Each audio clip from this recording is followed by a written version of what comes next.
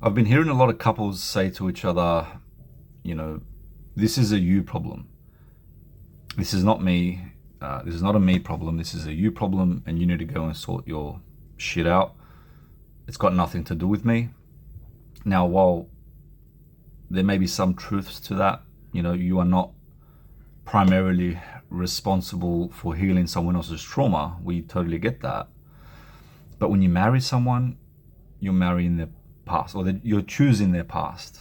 Okay, you're choosing their past. You're choosing their triggers, and everybody comes with nuances. Everybody comes with challenges. Everybody comes with stories. Everybody has a story. Everybody's come from somewhere, right? So pretending that story or that past just absolutely doesn't exist, it doesn't affect them at all, that's not realistic. You need to know, when you're choosing someone for marriage, how the past affects their present and how it will affect you. And then when you choose that, you need to be, to some degree, okay with that. And that means that you shouldn't be the continuation of that trauma or that hurt.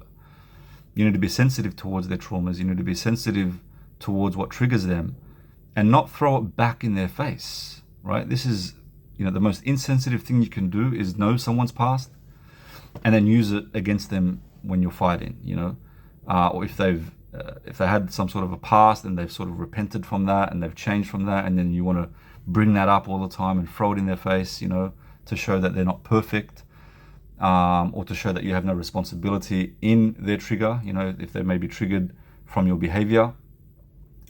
And then you just turn around and say, well, that's a you problem. No, you have a responsibility not to activate their trigger, to be sensitive around that to as much as you could, and to support them on their journey. They're not on the same level as you. Maybe you aren't on the same level in regards to your recovery or your journey. But we need to take on that responsibility that when we choose someone, we are also choosing the story that they come with, and we need to be okay with that. We need to acknowledge how it shows up. We need to learn, about that. But however, no one will open up about these things if they don't feel safe. So if they do open up, and you have provided that safe space for them, and you listen to them, and you don't use it against them, this is where the healing occurs.